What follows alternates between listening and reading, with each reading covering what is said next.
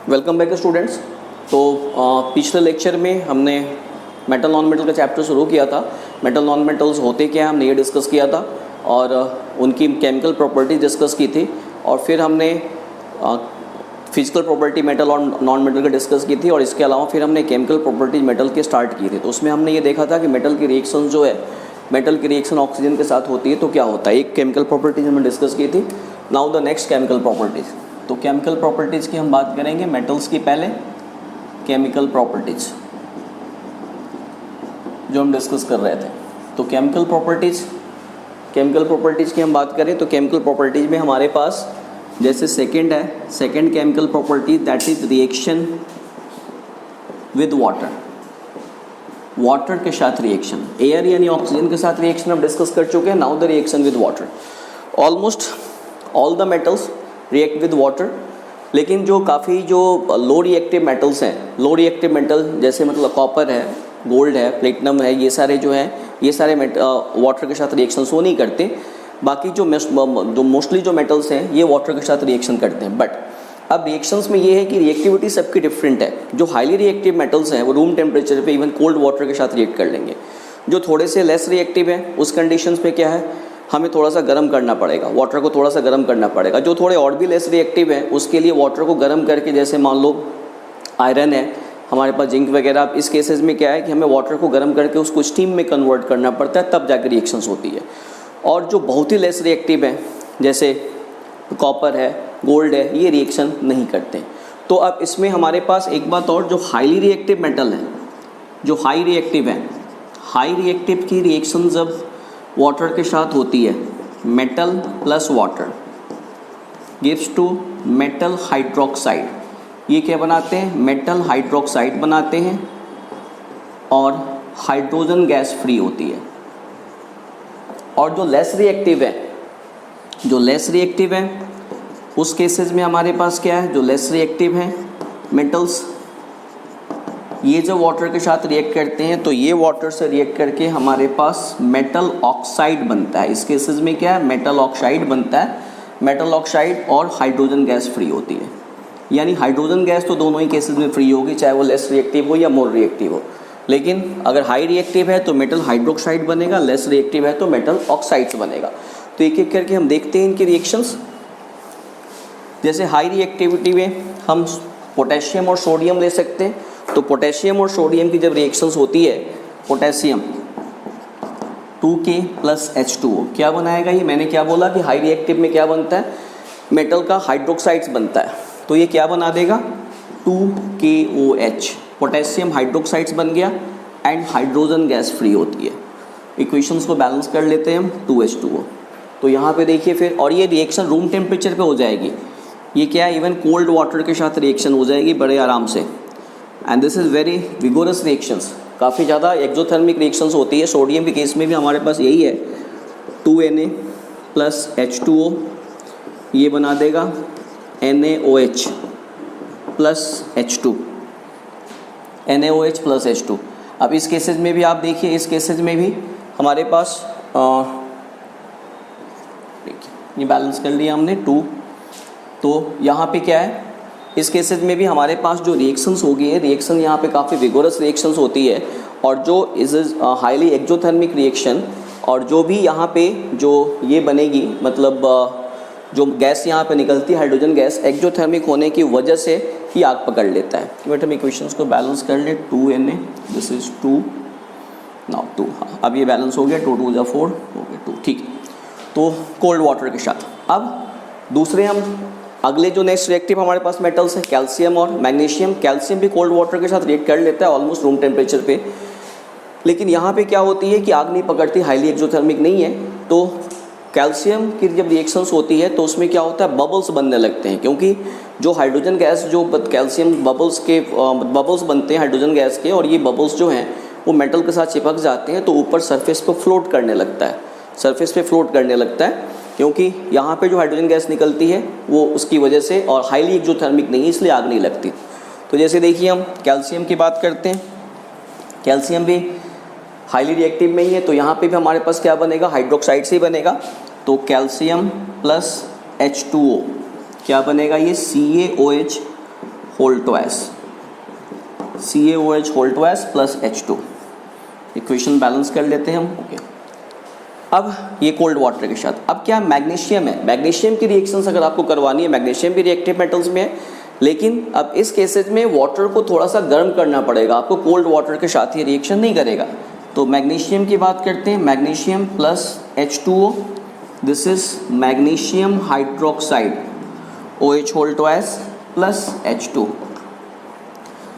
ठीक है, तो यहाँ पे क्या है, ये हमारे पास ये थोड़ा हॉट वाटर हमें चाहिए, ऐसे रिएक्शंस नहीं होगी। अब इसके और भी जो लेस रिएक्टिव हैं उस केसेस में हमारे पास क्या होता है कि हमें वाटर को गर्म करके स्टीम में कन्वर्ट करना पड़ता है, तब जाकर के रिएक्शन होगी। जैसे हमारे पास जिंक है, आयरन है, एल्यूमिनियम है, इस केसेस में हमें इसको स्टीम में कन्वर्ट करना पड़ता है वाटर को, तब जाकर के रिएक्शंस होती है। यानी ये आपको लेस रिएक्टिव में आ गए। तो लेस रिएक्टिव मेटल का रिएक्शन हम देखते हैं वाटर के साथ, ये किस तरह के रिएक्शन शो करते हैं।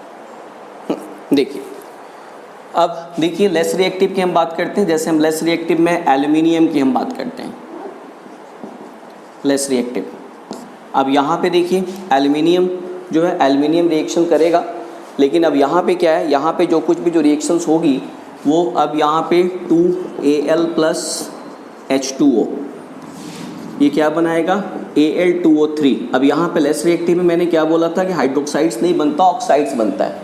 तो ऑक्साइड्स बन गया यहाँ पे, और ऑक्साइड्स बन गया, और यहाँ पे ऑक्सीजन गैस फ्री हो जाएगी, ऑक्सीजन गैस फ्री हो जाएगी। तो यहाँ पे ऑक्सीजन नहीं, हाइड्रोजन गैस यहाँ पे फ्री होगी। पहले हमारे पास ऑक्साइड्स बना और ऑक्साइड्स के साथ साथ हमारे पास यहाँ पे हाइड्रोजन गैस फ्री होगी, दिस इज़ 3H2। तो इस ढंग से हमारे पास इसके साथ रिएक्शंस होती है। दिस वन इज़ 2, 3 2 ज़ा 6, 3 2 ज़ा 6, ओके, 3 2 ज़ा 6 हो गया ये। तो लेस रिएक्टिव में फिर वैसे ही हम जिंक की बात करते हैं। जिंक की रिएक्शन जब वाटर के साथ होगी तो हमारे पास ZnO जिंक ऑक्साइड, ये भी लेस रिएक्टिव है, और हाइड्रोजन गैस फ्री होगी। ठीक है, फिर वाटर आयरन की बात करें, आयरन भी है, ये क्या है, स्टीम के फॉर्म में, दिस इज आप यहाँ पे लिख सकते हैं गैसेस स्टेट, या नीचे आप लिख सकते हैं स्टीम। तो आयरन की बात करें, आयरन की भी रिएक्शंस होगी यहाँ पे, तो क्या बनेगा Fe3O4 एंड 2H2। तो जो मोर रिएक्टिव हैं वो हाइड्रोक्साइड्स बनाएंगे और हाइड्रोजन गैस फ्री होगी, और जो लेस रिएक्टिव हैं वो ऑक्साइड्स बनाएंगे और यहाँ भी हाइड्रोजन गैस फ्री होती है। तो ये हो गया हमारे पास reaction of metal with water. अब नेक्स्ट प्रॉपर्टी हम लेते हैं, reaction of metal with dilute acid. Dilute acid के साथ जब मेटल की रिएक्शंस होती है तो मेटल का रेस्पेक्टिव सॉल्ट बनेगा और साथ के साथ हाइड्रोजन गैस फ्री होती है। डाइल्यूट एसिड के साथ, चाहे वो हाइड्रोक्लोरिक एसिड हो, सल्फ्यूरिक एसिड हो, दोनों में से किसी के साथ जब मेटल की रिएक्शंस होती है तो क्या होगा, हमारे पास मेटल का सॉल्ट बनेगा और हाइड्रोजन गैस फ्री होती है। बट नाइट्रिक एसिड के साथ ये रिएक्शन नहीं शो होती। नाइट्रिक एसिड के साथ जब रिएक्शंस होती है तो हाइड्रोजन गैस लिबरेट नहीं होती, बिकॉज नाइट्रिक एसिड जो है this is strong oxidising agent. जैसे ही हाइड्रोजन गैस लिबरेट होगी ये उसको ऑक्सीजन प्रोवाइड करेगा। ऑक्सीडाइजिंग एजेंट किसको बोलते हैं, जो ऑक्सीजन प्रोवाइड करता है ऑक्सीडेशंस के लिए। तो जैसे ही नाइट्रिक एसिड से हम जब रिएक्शन करवाते हैं किसी मेटल की और हाइड्रोजन गैस लिबरेट हुई तो ये क्या करेगा, ये आपको इमीडिएट ऑक्सीजन रिलीज करेगा और उस ऑक्सीजन को लेकर के जो हाइड्रोजन है वो फिर वाटर में कन्वर्ट हो जाता है। बट मैग्नीशियम और मैग्नीज दो ऐसे मेटल हैं जो वेरी डाइल्यूट, केवल डाइल्यूट नहीं, वेरी डाइल्यूट नाइट्रिक एसिड के साथ रिएक्शन करके हाइड्रोजन गैस फ्री करते हैं। बिकॉज जब हम नाइट्रिक एसिड को बहुत ज़्यादा डाइल्यूट कर देते हैं तो फिर वो स्ट्रॉन्ग ऑक्सीडाइजिंग एजेंट नहीं रह जाता, तो उस केसेस में हो जाती है। अदरवाइज नाइट्रिक एसिड के साथ मेटल की रिएक्शन से हाइड्रोजन गैस फ्री नहीं होती। तो जैसे देखिए हम बात करते हैं जैसे एल्यूमिनियम प्लस HCl, क्या बनेगा ये AlCl3, 6HCl कर लेते हैं, 2AlCl3 प्लस 3H2, क्या बना हमारे पास aluminium chloride which is the salt of aluminium. वैसे ही अगर और किसी के साथ करवाओ, सल्फ्यूरिक एसिड हम ले लेते हैं, मान लो जिंक है और जिंक की रिएक्शन हम सल्फ्यूरिक एसिड के साथ करवाते हैं। This is aqueous solution, dilute acid है, एक्वस तो क्या बनेगा, जिंक Zn सल्फेट, ये हाइड्रोजन को रिप्लेस कर देते हैं, हाइड्रोजन को रिप्लेस कर दिया और हमारे पास सॉल्ट बना, सल्फेट बना। अगर हाइड्रोक्लोरिक एसिड के साथ करवाएंगे तो क्लोराइड बनेगा, और सल्फ्यूरिक एसिड के साथ हम करवाएंगे तो हमारे पास क्या बनेगा, सल्फेट बनेगा। तो जैसे देखिए फिर और भी Na के साथ करवाते हैं, 2Na + HCl, क्या बनेगा ये NaCl, 2NaCl + H2, ठीक है। तो इस ढंग से इनके साथ रिएक्शन होती है। अब नाइट्रिक एसिड की हम बात करते हैं, तो नाइट्रिक एसिड के केसेज में क्या है कि नाइट्रिक एसिड जो है वो स्ट्रॉन्ग ऑक्सीडाइजिंग एजेंट है, तो उस केसेज में वो हाइड्रोजन गैस तो लिबरेट नहीं होगी, लेकिन मैग्नीज और मैग्नीशियम दो ऐसे मेटल हैं जो very very dilute nitric acid के साथ Mg+2HNO3, वेरी डाइल्यूट एक्वस लिख देंगे, उससे भी पता चल गया वेरी डाइल्यूट है, क्योंकि वेरी डाइल्यूट नहीं होगी तो उस केसेज में रिएक्शंस होगी ही नहीं। तो देखिए ये क्या बनाएगा, मैग्नीशियम नाइट्रेट एंड H2, इस केस में हाइड्रोजन गैस यहाँ पे फ्री हो गई। वैसे ही अगर मैग्नीज के साथ हम रिएक्शन करवाएंगे तो भी हमारे पास यही सिचुएशन है, aqueous, again this is very dilute, तो क्या हो जाएगा फिर MnNO3 + H2।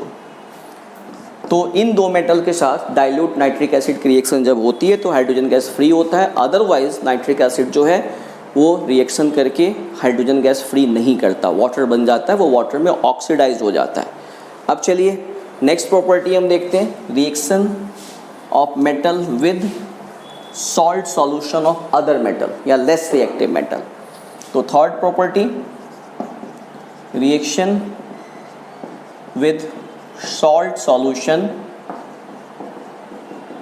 Of less reactive metal, less reactive metal.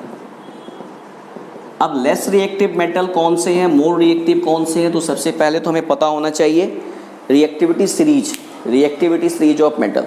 तो देखिए रिएक्टिविटी सीरीज ऑफ मेटल में हमारे पास जैसे पोटेशियम पहले आएगा, potassium, sodium, calcium, magnesium, aluminium, zinc, iron, उसके बाद से फिर हम इसमें से हाइड्रोजन को हम इन्वॉल्व करते हैं, लेड, हाइड्रोजन मेटल नहीं है बट हम इसको इसलिए इसमें इंक्लूड करते हैं बिकॉज हम बाकी मेटल की रिएक्टिविटी को हाइड्रोजन के साथ हम कंपेयर करते हैं।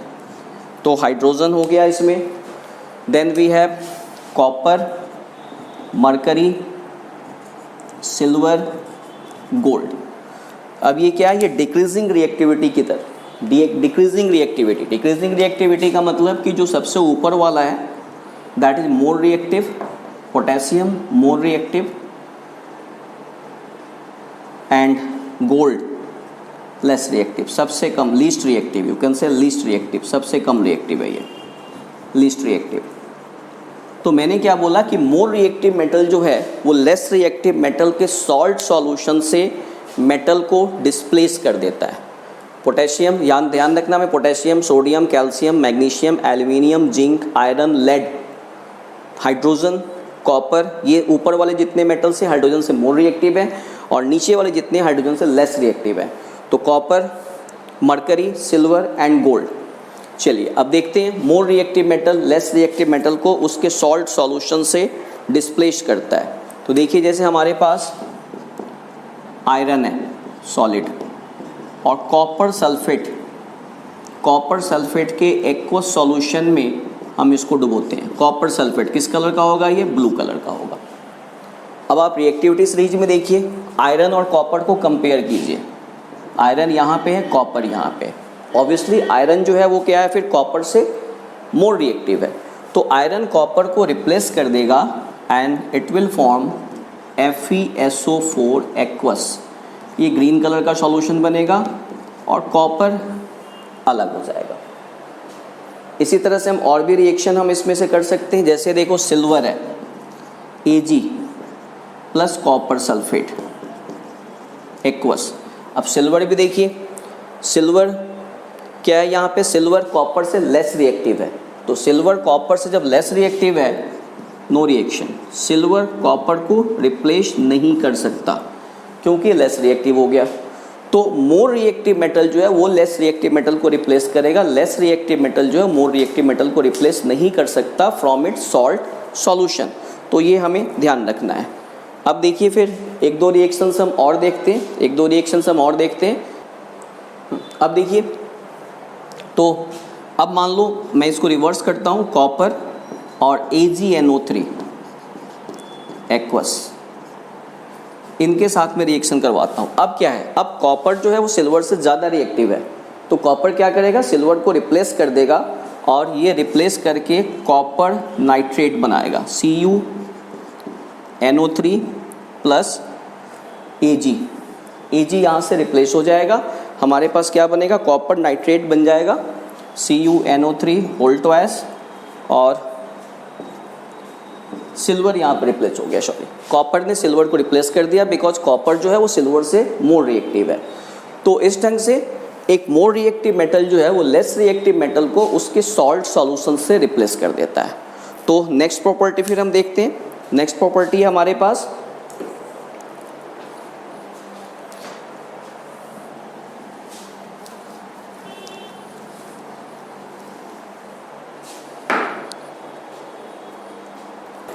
चलिए अब हम देखते हैं reaction of non metals, chemical property जब नॉन मेटल्स की हम देखते हैं तो नॉन मेटल की बात करते हैं, फिजिकल प्रॉपर्टीज हम डिस्कस कर चुके हैं, केमिकल रिएक्शंस इसके,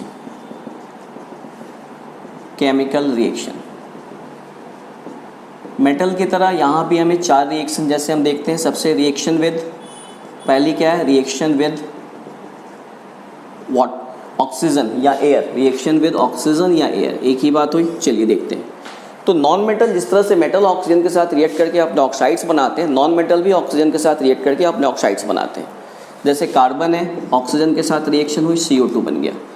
अब देखिए नॉन मेटेलिक ऑक्साइड्स जो हैं they are acidic in nature. Metallic oxide हमने देखा था कि बेसिक होते हैं, क्योंकि मेटल के ऑक्साइड्स को आप जब वाटर में डिजोल्व करेंगे, जैसे हमारे पास Na2O था, सोडियम ऑक्साइड, जब हमने उसकी रिएक्शन वाटर के साथ करवाई, उसको वाटर में डिजोल्व किया तो NaOH में कन्वर्ट हो गया, मतलब वो बेसिक नेचर का था। लेकिन जो नॉन मेटल के ऑक्साइड्स हैं वो एसिडिक नेचर के होते हैं। अब ये जैसे कार्बन डाइऑक्साइड है, तो कार्बन डाइऑक्साइड को अगर मैं वाटर में डिजोल्व करता हूँ तो ये H2CO3, this is carbonic acid, carbonic acid में कन्वर्ट हो गया। तो इसलिए जो नॉन मेटल के ऑक्साइड्स हैं वो क्या होंगे, फिर एसिडिक नेचर के हो जाते हैं।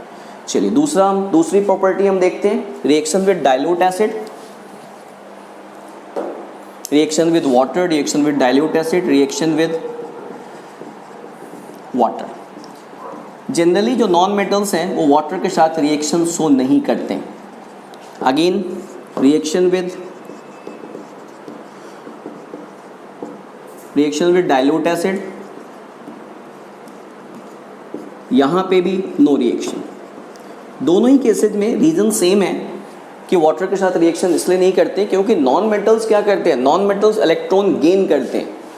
अब जैसे ये रिएक्शन जैसे वाटर है तो वाटर H+OH- में ब्रेक डाउन होगा सॉल्यूशन में, और हाइड्रोजन को तो ऑलरेडी इलेक्ट्रॉन की रिक्वायरमेंट है, तो मेटल्स इलेक्ट्रॉन प्रोवाइड करते हैं, इसलिए यहाँ पे रिएक्शन हो जाती है।